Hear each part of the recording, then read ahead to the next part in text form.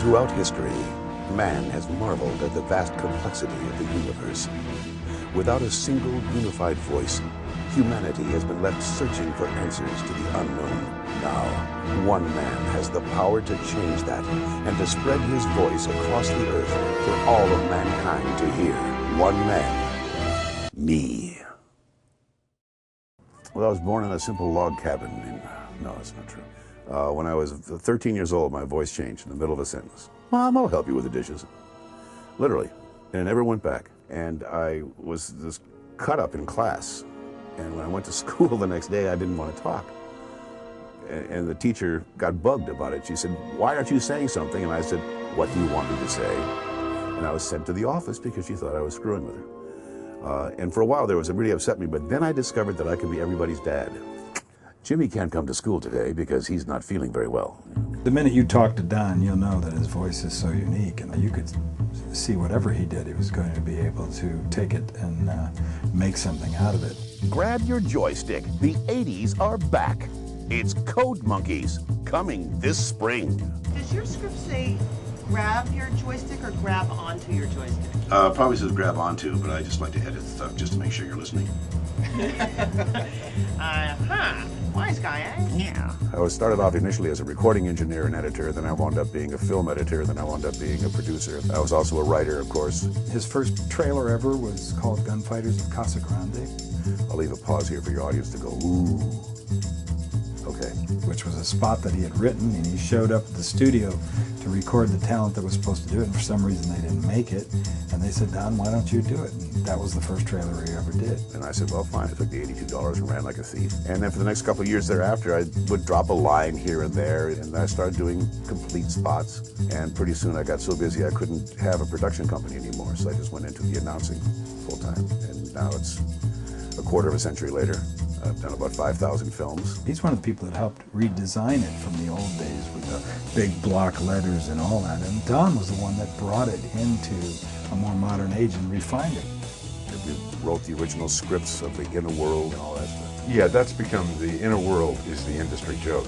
And he's probably said that phrase more than anybody that's ever existed. He's the one who really kind of came up with that deep, rich, authoritative sound. And it seems like everyone else just kind of copies him. I think if you have something that is of value to people, there's no reason not to share it. I get a lot of calls from, a lot of things on my web mail, saying, "Would you do my voicemail for me?" If I have the time, I'll knock it off and send it to them. In a time when Adam Slutsky is unavailable, one voicemail holds the key to your communication. It's fun because I get a chance to do some inventing and write some stuff because it has to be new and different all the time, and so I do that. Leave a message at the beep. I know where you live.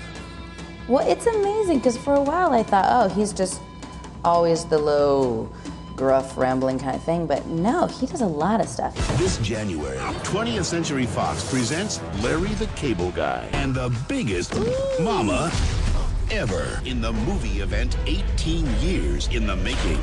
Reno 911, Miami.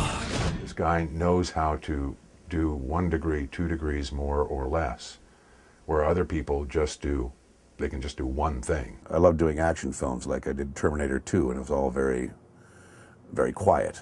Because unfortunately, my voice lives in an area of the sound spectrum that nothing else lives in. So I can speak very, very quietly, and it cuts through explosions, it cuts through music, it cuts through everything. And his enemy is the deadliest machine ever built. This time, there are 2.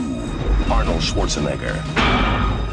Terminator 2, Judgment Day. The words dictate to me how they want to be read. For instance, the 24 script I just read. There's only one way to read that for me.